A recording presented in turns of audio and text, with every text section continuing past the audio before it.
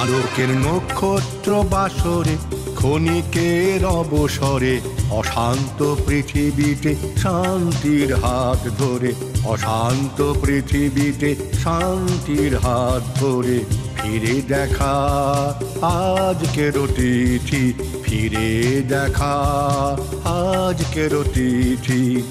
আলোকের নক্ষত্র বাসরে ক্ষণিকের অবসরে অশান্ত পৃথিবীতে শান্তির হাত ধরে, অশান্ত পৃথিবীতে শান্তির হাত ধরে ফিরে দেখা আজকের অতিথি, ফিরে দেখা আজকের অতিথি। আলোকের নক্ষত্র বাসরে।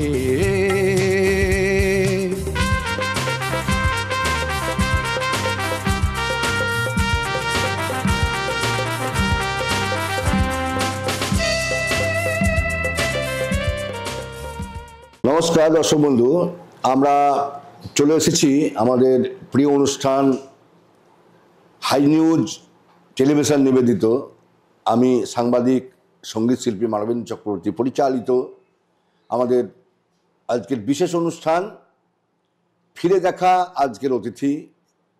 এই পর্বে আমরা পেয়ে গেছি আমাদের holistic parenting life coach healer Arpita ম্যাডামকে। অর্পিতা ম্যাডাম, আপনাকে ধন্যবাদ, শুভেচ্ছা নববর্ষে। নমস্কার। আচ্ছা, আপনাকেও অনেক শুভেচ্ছা জানাই, Thank হাই you. নিউজ চ্যানেলকেও আমার পক্ষ থেকে অনেক শুভকামনা জানাই। আচ্ছা, আমি জানি যে আপনি একজন প্রাথমিক শিক্ষিকা, কিন্তু আপনি একজন প্রাথমিক শিক্ষিকা হয়েও আপনি কেন এই লাইফ কোচকে ঠিক বেছে নিলেন, একটু যদি আপনি দর্শকদের সঙ্গে শেয়ার করেন। ওকে, অ্যাকচুয়ালি আমি খুব অল্প বয়সে প্রাথমিক শিক্ষিকা হিসেবে যোগদান করেছি। তারপর থেকে আমার মনে হয়েছে যে আমি আমার লাইফকে আরও বেটার কীভাবে করতে পারি, আমার স্টুডেন্টদের লাইফকে আরও বেটার কীভাবে করতে পারি, এবং আলটিমেটলি সমাজকে আরও বেটার কীভাবে করা যায়।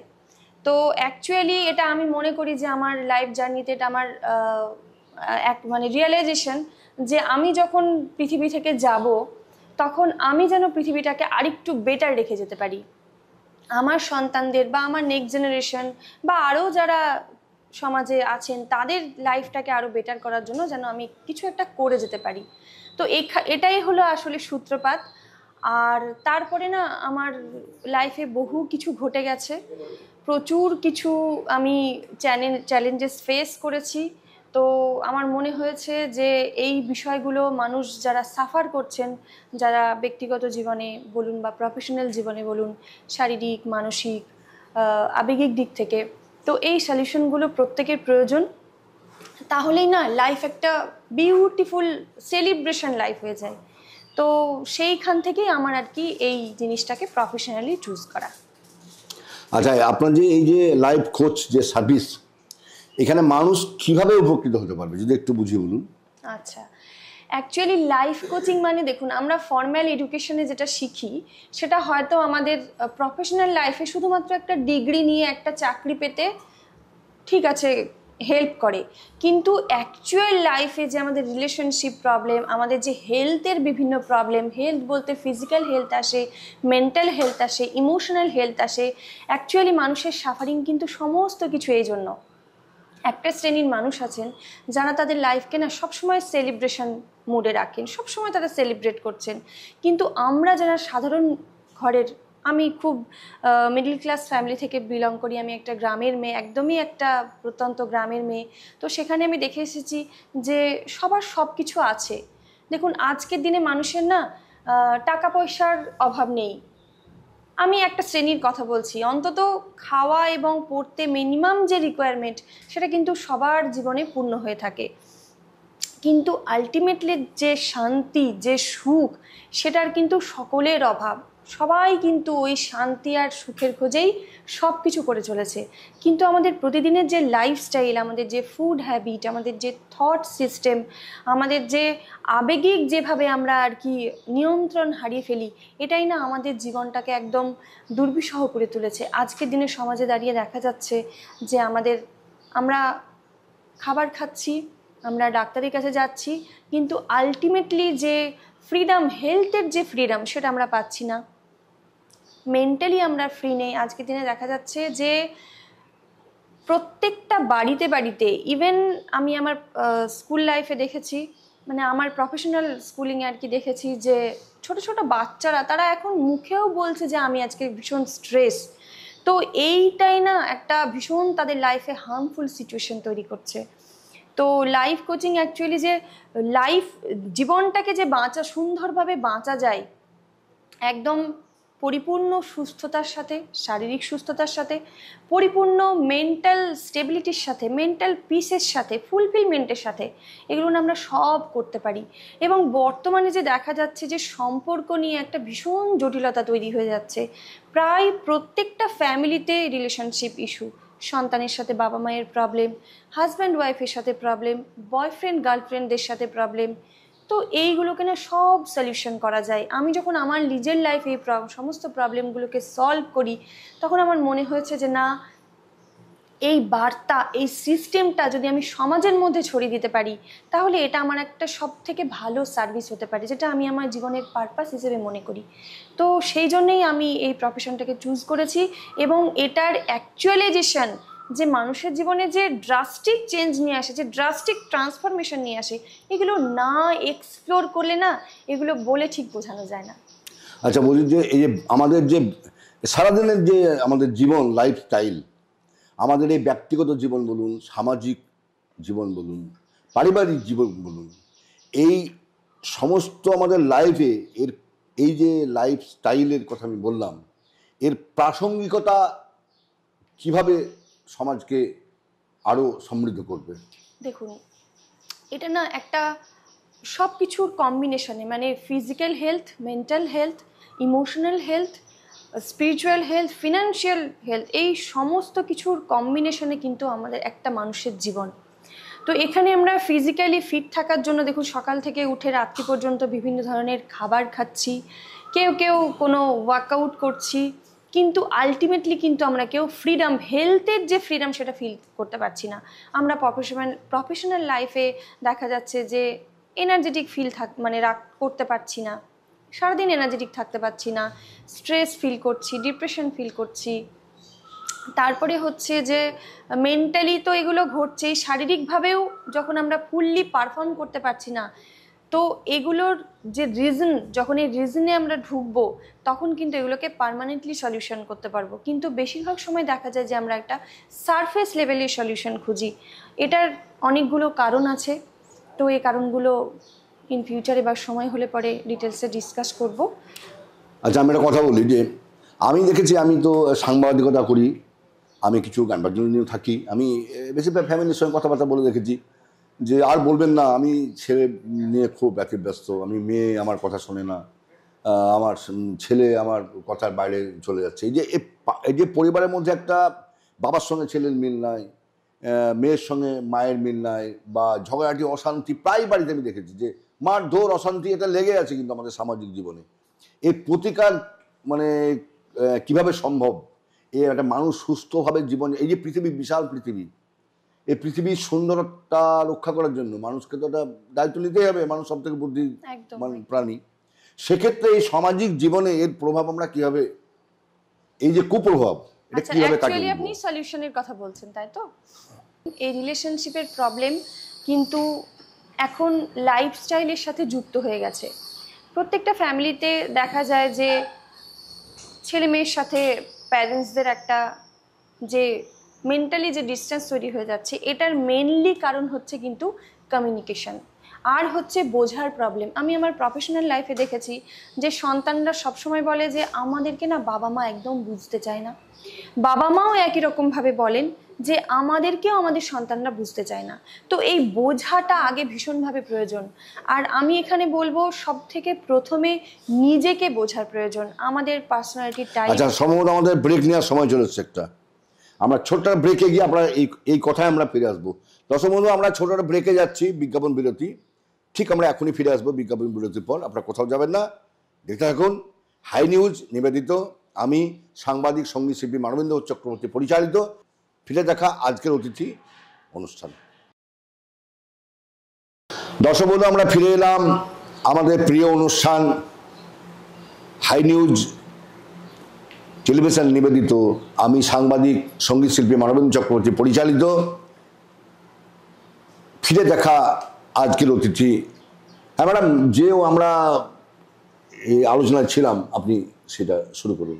আচ্ছা, আপনি জিজ্ঞাসা করলেন যে এই প্যারেন্টিং রিলেশনশিপে যে প্রবলেমগুলো আছে এগুলোকে কি করে কিভাবে রক্ষা করা যায়, কিভাবে সলিউশন করা যায়। আচ্ছা, প্রথমত হচ্ছে প্রথম যে সমস্যা সেটা হচ্ছে বোঝার। আমরা একে অপরকে বুঝতে চাই না।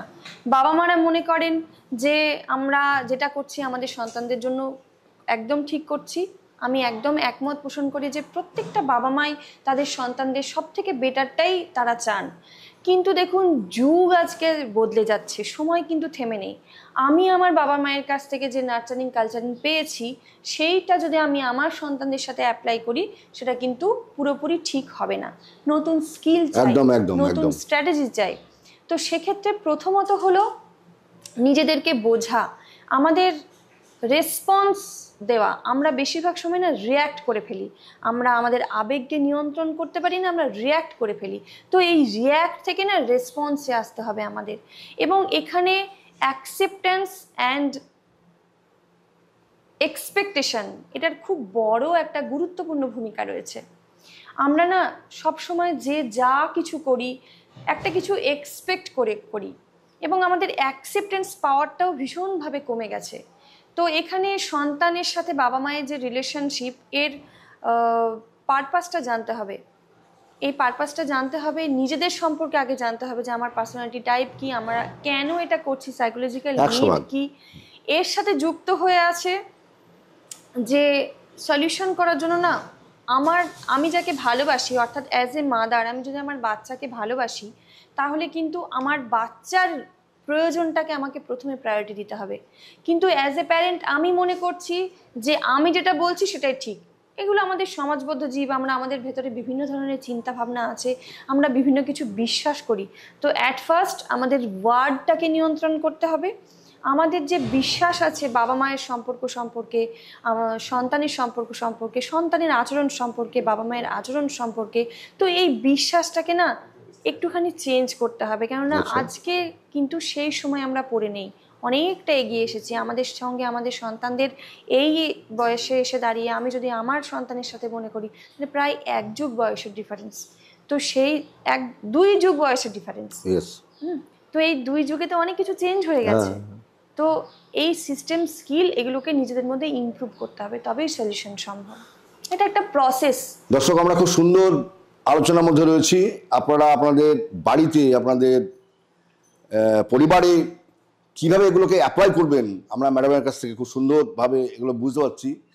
ঠিক যেভাবে ম্যাডাম বলছেন, আমরা যদি পরিবারে এগুলোকে অ্যাপ্লাই করি তাহলে আমরা কিন্তু অনেক সময় এই যে ঝঞ্ঝট ঝামেলা, এই পারিবারিক একটা কলহ, এর থেকে কিন্তু আমরা মুক্তি পেতে পারি, তাই তো ম্যাডাম? হ্যাঁ, এর সাথে আমি আরো 2-1টা জিনিস যুক্ত করব। সেটা হচ্ছে যে আমাদের নিজেদের আবেগকে নিয়ন্ত্রণ করা ভীষণভাবে প্রয়োজন। দেখুন, আবেগটাকে প্রতিহত করতে হবে। প্রতিহত নয়, আবেগ একটা নর্মাল জিনিস, এটা আসবে আমাদের মধ্যে। আমাদের মধ্যে রাগ আসবে, ক্ষোভ আসবে, দুঃখ আসবে। কিন্তু এইগুলোকে আমরা কিভাবে নিয়ন্ত্রণ করব, কোথায় আমরা রিয়্যাক্ট করব, কোথায় রেসপন্স করব, কোথায় কিভাবে করব, সেটা অ্যাজ এ প্যারেন্ট আপনাকে আগে ইমপ্রুভ করতে হবে। অ্যাজ এ প্যারেন্ট আমাকে আগে ইমপ্রুভ করতে হবে। আমি যখন আমার এই আবেগটাকে নিয়ন্ত্রণ করতে শিখব, তখন না আমাকে দেখে দেখে আমার সন্তান শিখবে যে কোথায় রিয়্যাক্ট করতে হয়, কোথায় রেসপন্স করতে হয়, কোথায় রাগটাকে কন্ট্রোল করতে হয়, কোথায় রাগটাকে অ্যাপ্লাই করতে হয়। আমরা যখন দেখি গার্জেনদের সাথে বাচ্চাদের কমিউনিকেশনে দেখি যে বাচ্চা হয়তো একটা কিছু মিসবিহেভ করে ফেলেছে, সঙ্গে সঙ্গে না বাবা মারা বলেন তুমি এটা করেছো, তোমার সাথে কথা বলবো না। তাহলে বাচ্চা না ওখান থেকে শিখছে যে এইরকম সিচুয়েশন যখন হয় তখন কথা বলতে হয় না, তুমি এটা করছো। ওরা ওটাকে বুঝছে। ওরা বাচ্চারা না সবসময় আমরা যেটা মুখে বলছি সেটার সাথে কানেক্ট করে না। ও কি বুঝছে, আমরা তো এনার্জির সাথে কানেক্টেড একে অপরের সাথে, ও কি ফিল করছে সেটাই বেশি ম্যাটার করে। ম্যাক্সিমাম টাইমে দেখা যায় যে আমরা মুখে একরকম বলছি কিন্তু ভেতরে আরেক রকম ইমোশন কাজ করে। বাচ্চাদের না আমরা বাইরে থেকে দেখতে পাচ্ছি দুটো চোখ, কিন্তু অনেক কিছু ভেতরে কাজ করে। তো বাবা মা হিসেবে অনেক কিছু চেঞ্জেসের প্রয়োজন আছে, অনেক কিছু ডেভেলপের প্রয়োজন আছে, অনেক কিছু বোঝার প্রয়োজন আছে। অ্যাজ এ প্যারেন্ট আমরা যখন অ্যাকচুয়ালি আমরা সন্তানের মধ্যে যে যে গুণগুলো দেখতে চাই সেই সমস্ত কোয়ালিটিগুলো গুণগুলো প্যারেন্টদের মধ্যে আগে ডেভেলপ করতে হবে, তবেই সেটা সন্তানদের মধ্যে চ্যানেলাইজ হবে। বাচ্চারা হলো আমাদের মিরার, ওরা আমাদের রিফ্লেকশন। আমাদের ভেতরে যে আমাদের যে ইমোশনাল বডি, আমাদের যে এথার্নিক বডি, সেখানে আমরা কি এনার্জি ক্যারি করছি, অ্যাকচুয়ালি ওরা না ওটারই রিফ্লেকশন। ওদেরকে দোষ দিয়ে আমরা খুব বড় ভুল করছি। আচ্ছা আচ্ছা, ঠিক আছে। আমরা তাহলে শুনলেন ম্যাডামের কাছে, আমরা বাচ্চাদেরকে খুব একটা দোষ দেবো না, তাদেরকে আমরা সেভাবে তৈরি করবো আর কি। আচ্ছা, পরের প্রশ্নে যাবো আমি। এই যে আজকে আমি আগে বলেছি সমাজ দূষিত, পৃথিবী দূষিত, আমি ওই প্রশ্নে যাব না। ঘটনা হচ্ছে আজকে মানুষ কোনো না কোনো ব্যাধি, কোনো না কোনো রোগে আক্রান্ত। মানুষ চিকিৎসার জন্য যাচ্ছে ভেলোর, যাচ্ছে ব্যাঙ্গালোর, আমাদের বাংলা ছেড়ে কেউ কলকাতা যাচ্ছে, যেখানে যার বিশ্বাস আছে আর কি, যেখানে যার ভরসা আছে সেখানে সেখানে মানুষ দৌড়চ্ছে চিকিৎসার জন্যে। কিন্তু চিকিৎসা পেয়ে কিন্তু তারা এটাকে পার্মানেন্ট সলিউশন কিন্তু হচ্ছে না কারো জীবনেই, আমারই হোক বা আমার ছেলেরা বা আমাদের পরিবারে আমার বন্ধু বান্ধব, মানে যে একদম পার্মানেন্ট যে সলিউশন এটা কিন্তু কোথাও মিলছে না। এই ব্যাপারে আপনার কি পরামর্শ আছে একটু যদি আপনি শেয়ার করেন। আমি যেটা এখনই বললাম যে আমাদের 3 কাইন্ড অফ বডি আছে, আমরা আমাদের প্রফেশনালি এগুলো আর কি বলি। তো আমাদের যে medical body, emotional body and etheric body, আমরা যখন মেডিকেল ট্রিটমেন্টে যাই তখন না আমাদের সারফেস লেভেলে শুধুমাত্র মেডিকেল বডি ট্রিটমেন্ট হয়, কিন্তু আমাদের যে ইমোশনাল বডি, আমাদের যে এথার্নিক বডি, এনার্জি বডি, সেখানে ট্রিটমেন্ট হয় না। পার্মানেন্টলি যে কোনো ডিজিজ থেকে ফ্রি হওয়ার জন্য ওই ইমোশনাল যে ব্লকেজেসগুলো আমাদের মধ্যে আছে, ছোট থেকে বড় হতে আমরা বিভিন্নভাবে ট্রমাটাইজ হয়ে যাই, বিভিন্নভাবে আঘাতপ্রাপ্ত হই। তো এইগুলোকে না আগে হিল করার ভীষণভাবে প্রয়োজন। এগুলো যখন আমাদের এনার্জি এথার্নিক বডি থেকে, এনার্জি বডি থেকে, আমাদের ইমোশনাল বডি থেকে টোটালি হিলড হয়ে যাবে, আমরা না মেডিকেলি বডিকে ডিটক্সিফিকেশন প্রসেসে নিয়ে যায়, ডিটক্সিফিকেশন করার চেষ্টা করি, কিন্তু আমাদের মেন্টাল ডিটক্সিফিকেশন ভীষণভাবে প্রয়োজন। আমাদের এথার্নিক বডিতে, আমাদের সাবকনসিয়াস মাইন্ডে, আমাদের মেটাকনসিয়াস মাইন্ডে এই যে এত বছর ধরে যে বিভিন্ন ধরনের চিন্তা ভাবনা ধারণা এগুলো ইনস্টল হয়ে আছে, সেগুলোকে রিলিজ করার ভীষণভাবে প্রয়োজন। এই ইমোশনাল বডি যখন ক্লিন হয়ে যায়, এথার্নিক বডি যখন ক্লিন হয়ে যায়, বিভিন্ন প্রসেস আছে, আমরা সেই প্রসেসগুলো আমাদের অ্যাপ্লাই করি আমাদের ক্লায়েন্টদের সাথে। তো তখন না একদম বডি ফুললি ডিজিজ ফ্রি হয়ে যায়। তো শুধুমাত্র মেডিকেল বডিতেই ট্রিটমেন্ট করালে হবে না, আমাদের যে ইমোশনাল বডি আছে, আমাদের যে এথার্নিক বডি আছে, সেগুলোকেও হিল করতে হবে। দেখা গেছে যে ক্যান্সারের পেশেন্ট পর্যন্ত সম্পূর্ণ সুস্থ হয়ে গেছে, কিন্তু মেডিকেল ট্রিটমেন্টে আমি জানি না যে এরকম কতটা সাকসেসফুল হয়েছে। আচ্ছা, ঘটনা হচ্ছে আমরা তাহলে এই যে চিকিৎসা ব্যবস্থা আমাদের ভারতবর্ষ তথা গোটা দেশ জুড়ে রয়েছে, বিশ্ব জুড়ে রয়েছে, এই চিকিৎসা ব্যবস্থা ছাড়া তো মানুষ বাইরে বেরিয়ে আসতে পারছে না। আর চিকিৎসা বাদ দিয়ে কি কোনো যোগের মাধ্যমে, আমরা অনেক সময় যোগের কথা শুনি, আমরা অনেক সময় ব্যায়ামের কথা শুনি, সেই বিষয়ে আপনার কোনো এক্সপিরিয়েন্স যদি আপনি বলেন। দেখুন, এথার্নিক বডিতে যে আমাদের যে 7 চাক্রাস আছে, এই 7 চাক্রাসকে ক্লিন করতে হয়, অরা ক্লিনিং করতে হয়। মেডিকেল বডিতে তো ট্রিটমেন্ট লাগবে, ওটা তো মাস্ট, কিন্তু তার সাথে সাথে আমাদের যে এখনই যেটা আমি বললাম যে আমাদের ইমোশনাল বডিতে এবং আমাদের এথার্নিক বডিতেও ট্রিটমেন্টের প্রয়োজন, হিল করার প্রয়োজন। আমাদের ভেতরে যে দীর্ঘদিন ধরে যে রাগ ক্ষোভ জমা হয়ে আছে, আমাদের এথার্নিক বডিতে যে ইনস্টল হয়ে আছে, এনার্জি লেভেলে যে প্রবলেমগুলো হয়ে আছে, সেগুলোকে যখন আমরা হিল করব, একদম ক্লিন করে ফেলবো, তখন না লাইফ একদম ফুললি সেলিব্রেশন থাকবে, তখন একদম খুব সুন্দর ফ্রি থাকবে। আচ্ছা, আমরা এখন ধরুন রাস্তাঘাটে যাচ্ছি, আপনি শহরে বলুন, গ্রামাঞ্চলে বলুন, তারপরে যেখানে আমরা যাচ্ছি, আমরা এখন ফুচকা, তারপরে মোমো, বিভিন্ন চিকেন, বিভিন্ন ফাস্ট ফুড জাঙ্ক ফুড আমরা আসক্ত সকলে কম বেশি। তো এইখান থেকে মানুষ কি করে বেরিয়ে আসবে, নিজের স্বাস্থ্য সম্পর্কে সচেতন মানুষ কবে হবে, কিভাবে হবে, যদি একটু বলেন। ফাস্ট ফুড সম্পর্কে বেরিয়ে এসে একটা ভালো দেখুন, খাদ্যাভ্যাস তৈরি করবে মানুষ। ফাস্ট ফুড জাঙ্ক ফুডের যে কি ব্যাড এফেক্ট, এটা তো নতুন করে আমার কিছু বলার অপেক্ষা রাখে না, এটা আমরা সবাই জানি, রিয়ালাইজ করছি এখন বর্তমান যুগে। তো এগুলোর থেকে বেরিয়ে আসতে গেলে না কিছু গুড হ্যাবিট নিজের মধ্যে ইনস্টল করতে হবে। এর জন্য প্রথম হলো ওয়ার্ড।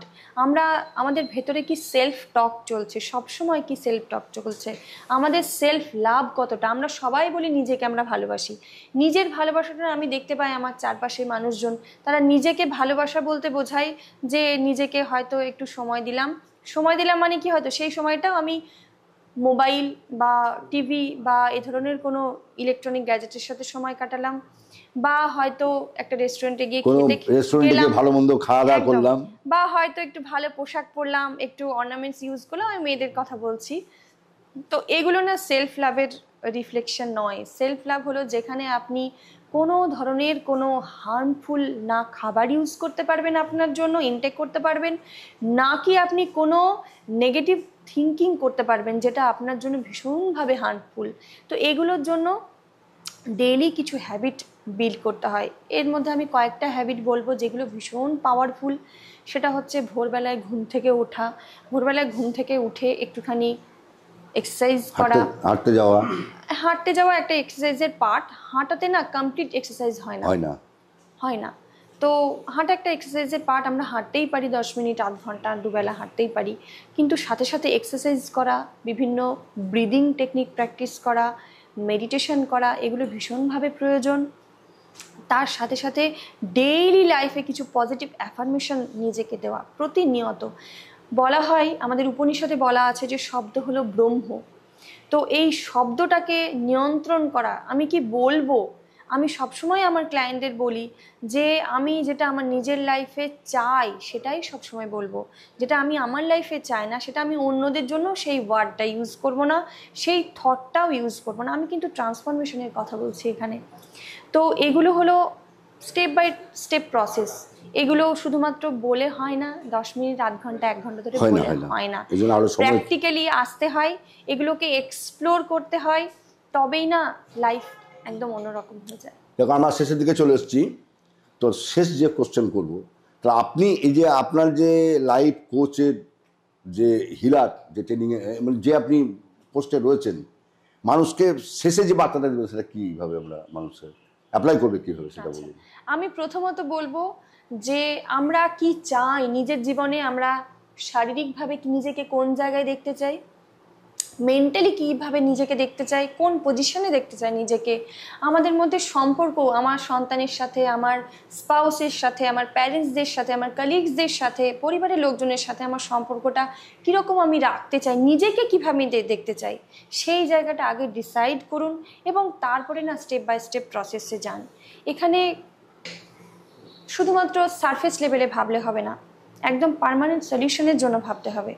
আমাদের ভেতরে সম্পর্কের ব্যাপারে আমি বলি যে যদি আমরা দেখি যে আমার সাথে আমার ছোটোবেলায় আমার বাবা মায়ের খুব একটা গুড রিলেশন ছিল না, হয়তো তাদের কাছ থেকে আমি বিভিন্নভাবে আঘাতপ্রাপ্ত হয়েছি, তো সেটাকে না আগে হিল করা ভীষণভাবে প্রয়োজন। এটা যদি হিল না হয় তাহলে কখনোই আমার সন্তানের সাথে আমি গুড বিহেভ করতে পারবো না, এটা ওই রিফ্লেকশনটাই বেরিয়ে আসে। তো আমার মানুষের কাছে আবেদন যে আপনারা সবাই ভীষণভাবে ভালো থাকুন। এই ভালো থাকার জন্য নিজেদের যে ইমোশনাল বডি আছে, এথার্নিক বডি আছে, এগুলোকে হিল করুন, তবেই শারীরিকভাবে সম্পূর্ণ সুস্থ থাকবেন, মানসিকভাবে সম্পূর্ণ সুস্থ থাকতে পারবেন এবং সুন্দর সম্পর্ক তৈরি হবে যেখানে লাভ, রেসপেক্ট, ট্রাস্ট এগুলো অটোমেটিক বিল্ড হবে। Thank you thank you. আমরা একদম শেষে চলে এসেছি, আমরা শেষ করব। তো সবাইকে ধন্যবাদ জানাচ্ছি হাই নিউজ তরফ থেকে, টেকনিশিয়ান বন্ধুদের ধন্যবাদ জানাচ্ছি, হাই নিউজ কর্তৃপক্ষকে আমার অশেষ ধন্যবাদ এরকম একটা অনুষ্ঠান উপহার দেওয়ার জন্য। আর ম্যাডাম আপনাকে অশেষ ধন্যবাদ যে আমরা আপনার মতন একজন ভালো কোচারকে আজকে আমাদের অনুষ্ঠানে পেয়ে আমরা খুব খুশি। আবার দেখা হবে, কথা বলে আমার ভীষণ ভালো লাগছে। ভালো থাকবেন। Thank you so much. আমি সাংবাদিক, সঙ্গীত শিল্পী মানবেন্দ্র চক্রবর্তী পরিচালিত ফিরে দেখা আজকের অতিথি। আপনারা ঠিক শনি রবিবার রাত্রি 10টার সময় এই হাই নিউজ টেলিভিশনে পর্দায় চোখ রাখুন। সকলকে আমার অভিনন্দন, ধন্যবাদ, ভালোবাসা।